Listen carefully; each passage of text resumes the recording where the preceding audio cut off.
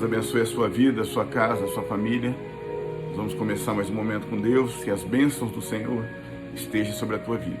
Querido, Deus me deu um texto nessa manhã, está em João capítulo 8, do 1 ao 11, vamos ler apenas o verso 11, e o tema é 7 lições acerca da mulher adúltera. João 8, verso de número 11. A palavra de Deus, ela diz assim: E ela disse: Ninguém, Senhor. E disse-lhe Jesus: Nem eu também te condeno. Vai-te e não peques mais. Vamos orar? Senhor Deus, seja o Senhor a falar, não o homem. Desde já nós declaramos a honra, a glória, o poder e o louvor somente a Ti, Jesus. Querido, esse texto fala acerca dessa situação tão complicada que essa mulher, ela foi pega, em flagrante adultério, tanto ela como o parceiro dela. Só que é interessante que o texto diz que ela foi usada em uma situação em que os escribas e fariseus queriam achar algo para acusar a Jesus. Então ela foi simplesmente ali um instrumento, que foi pega na hora errada, fazendo algo errado, que realmente a lei de Moisés condenava, e a pena era a pena de morte, a pedrada. Só que a intenção dos fariseus e dos escribas era outra. É interessante que no verso 1, para nós entendermos toda a situação, amados, a Bíblia diz que Jesus ele vai para o Monte das Oliveiras. E ali com certeza ele ora, só que saindo do Monte das Oliveiras, ele não vai para a casa dele descansar. Eu já orei em Mata, eu sei que é cansativo, é muito bom você orar, você estar na presença de Deus, só que também é cansativo. O corpo da gente fica praticamente, a gente fica renovado espiritualmente, mas se sente cansado, por causa da luta espiritual. Só que a Bíblia diz que Jesus ele não vai descansar, ele vai para o templo e lá ele ensinava um grupo de pessoas. Então a primeira coisa que eu aprendo aqui, amados, é que quando nós somos compromissados com a obra de Deus, não existe desculpa para não fazermos a vontade do Senhor.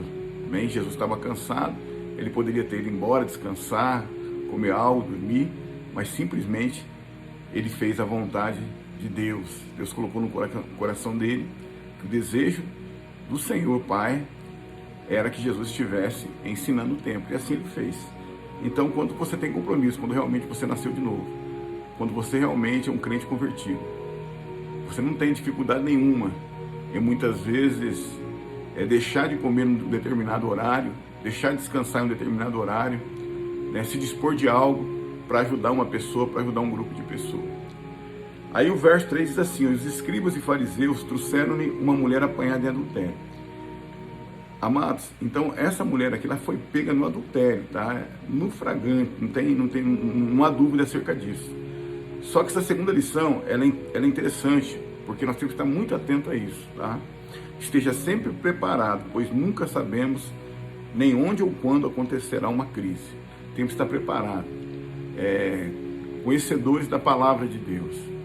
A Bíblia diz que determinadas castas de demônio só saem através de jejum e oração.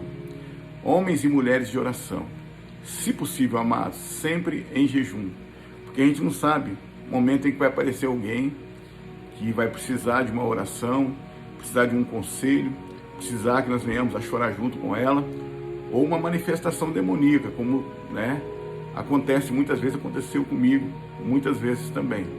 E temos que ter autoridade, temos que ter sabedoria para lidar com a situação.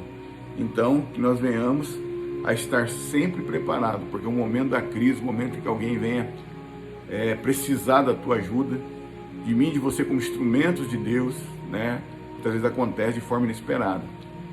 Aí o verso 4 diz assim, E pondo-se no meio, disseram-lhe: Mestre, essa mulher foi apanhada no próprio ato adulterando, e na lei nos mandou Moisés que as tais sejam apedrejadas. Tu, pois, o que dizes? Realmente a lei de Moisés mandava que tais fossem apedrejados. Só que a falha deles, irmãos, é que eles não trouxeram adúltero. Por 2 motivos: ou era conhecido deles, ou simplesmente era alguém perigoso ou poderoso, Então, preste atenção numa terceira lição que Deus colocou no meu coração. Seja um estudioso das Escrituras. Por que o senhor está dizendo isso e reforçando, pastor, em cima da segunda lição, essa terceira lição, para nós sermos estudiosos? Preste atenção, quem estava questionando Jesus ali era gente que conhecia. E muitas vezes somos questionados, amados, por gente que conhece a palavra de Deus. Lá em Lucas 4, Mateus 4, Jesus foi questionado por Satanás, que era um ungido, alguém que conhecia. Só que o diabo ele distorcia a palavra de Deus e Jesus o vencia na palavra. Então nós temos que ser conhecedores da palavra do Senhor. Então preste atenção. Às vezes os nossos piores inimigos não é gente leiga não, é gente que conhece a Bíblia, é gente que conhece as Escrituras. E cabe a mim e a você estarmos também preparados para esse tipo de embate. Aí o verso 6 diz assim: isto diziam eles, tentando para que tivessem de que o acusar. Mas Jesus, inclinando-se, escrevia com o dedo na terra. Então, eles queriam ali tentar a Jesus, né? E Jesus, tranquilamente, calmamente, né, começou a escrever na terra. Então, preste atenção numa quarta lição. Mantenha-se calmo quando questionado acerca da sua fé. Então, preste atenção. Na verdade, o que aquelas autoridades espirituais, né, eles queriam era descredibilizar o ministério de Jesus. E se Jesus perdesse a calma, a paciência, ele poderia ter colocado tudo a perder. Preste atenção em algo aqui. Se Jesus dissesse apedreja, ele seria acusado de condenar aquela mulher à morte, já que só Roma tinha tal poder. E se ele absolvesse, estaria indo contra a lei de Moisés, e o seu ministério cairia em descrédito. Amados, eu tentei imaginar um outro tipo de resposta diferente da que Jesus deu. É maravilhoso demais. É perfeito, né?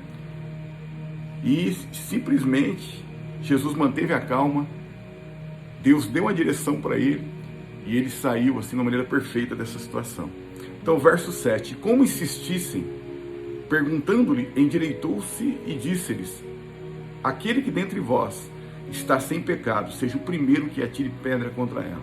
Então aqui, amados, eles perguntaram novamente, insistindo. Jesus se endireitou e mandou essa, né, que foi, na minha opinião, uma das respostas mais perfeitas, né, que o mundo já conheceu, dentro de uma simplicidade que só Deus pode ter. Então, quinta lição: Deus não nos desampara. Por que o senhor está dizendo isso nessa quinta lição, pastor? Porque uma promessa na Bíblia, que ela diz assim em Lucas 21:15: porque eu colocarei as devidas palavras em vossa boca e vos concederei sabedoria, a que não conseguirão resistir ou contradizer todos que vierem a se opor a vós. Versão King James. Então, amados, aqui a resposta veio da parte de Deus, do Espírito Santo, falou ao coração de Jesus, Jesus simplesmente, né, deu essa resposta. Lá em Atos 10:38 diz que Jesus, na sua plenitude, ele estava ungido pelo Espírito Santo. Então Deus nos desampara, né? O Espírito Santo não desamparou a Jesus. Jesus dependia do Espírito Santo para todas as coisas. Lá em Marcos capítulo 5, Jesus não sabia quem tinha tocado nele, quem tinha sido curado. E o Espírito Santo não tinha revelado. Neste caso aqui, amados, é fácil a gente, né, ter o discernimento que o próprio Espírito de Deus, como ele fará, segundo a promessa do próprio Deus na nossa vida, trouxe as palavras na boca de Jesus. Bom, então Deus não nos desampara. Verso 8: e tornando a inclinar-se, escrevia no chão. Quando ouviram isto, redarguidos da consciência, saíram um a um, a começar pelos mais velhos até os últimos. Ficou só Jesus e a mulher que estava no meio. Então Jesus, ele volta na sua posição de escrever ali na terra. A Bíblia diz que os mais velhos, quando ouviram isso, tinham mais experiência de vida. Os anciãos, os mais velhos, né, eles tinham, né, eles eram tidos como sábios. Eles pensaram no coração deles: fomos pegos, né? Eu não posso ter adulterado, mas eu sou pecador também. Como é que eu vou lançar uma pedra sobre essa mulher? E foram os primeiros a saírem. E depois os mais velhos. Então preste atenção nessa sexta lição. Decida vir por amor, tá? Amados, em determinadas situações, existe dois casos em que alguém que Jesus escolheu para salvar ou para usar, simplesmente acontece uma dessas duas coisas aqui.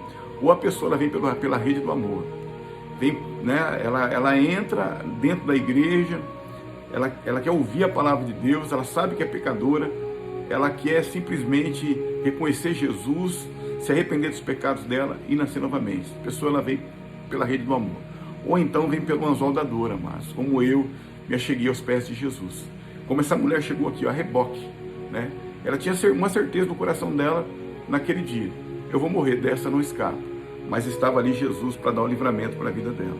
Aí o verso 10 diz assim: e endireitando-se Jesus, e não vendo ninguém mais do que a mulher, disse-lhe: mulher, onde estão aqueles teus acusadores? Ninguém te condenou? E ela disse: ninguém, Senhor. E disse-lhe Jesus: nem eu também te condeno. Vai-te e não peques mais. Então, uma sétima e última lição: não menospreze a graça de Deus. Tem situações de morte que não tem uma segunda chance. Eu imagino, amados, que se em vez de Jesus ali, o Espírito Santo não dirige Jesus àquele lugar, Deus Pai não dirige Jesus àquele lugar, tá? Em vez de Jesus ali tivesse Saulo de Tarso, eu acho que Saulo de Tarso naqueles dias era muito jovem ainda, não tinha a mesma idade que Jesus, a diferença não era muito também não. Imagina se é Saulo de Tarso. Pergunta pro doutor da lei lá: Saulo de Tarso, o que a gente faz agora? Pode matar.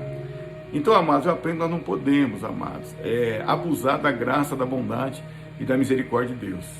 Né? Muitas vezes, um livramento de morte acontece uma vez, uma outra oportunidade, né? Um livramento, destruição de uma área da nossa vida não acontece, né? uma segunda oportunidade de livramento. Então, nós não podemos desprezar a graça de Deus. Deus te deu livramento, te perdoou, não peques mais, muda a tua situação de vida, se arrepende dos teus pecados, se coloca na presença de Deus, que Deus vai escrever o teu nome no livro da vida e a bênção do Senhor repousa sobre a tua vida. Bem? Vamos orar em nome de Jesus. Senhor, obrigado por essa palavra, grava nos nossos corações e que o Senhor venha nos proteger e nos guardar de todo mal e que a tua bênção repouse sobre as nossas vidas em nome de Jesus Cristo. Queridos, então essas foram as 7 lições acerca da mulher adúltera, dessa história. Então, que Jesus, de uma maneira tão maravilhosa, dá livramento para essa mulher e que você venha guardar essas lições, colocar em prática na minha vida também. Eu tenho certeza que nós seremos grandemente abençoados. Amém? Então, eu me chamo Pastor Fábio Rogério Melo. Esse trabalho Momento com Deus. Se você gostou, curte a ministração. Se você se inscrever no nosso canal, você vai estar abençoando a minha vida. Deus te abençoe grandemente, em nome de Jesus.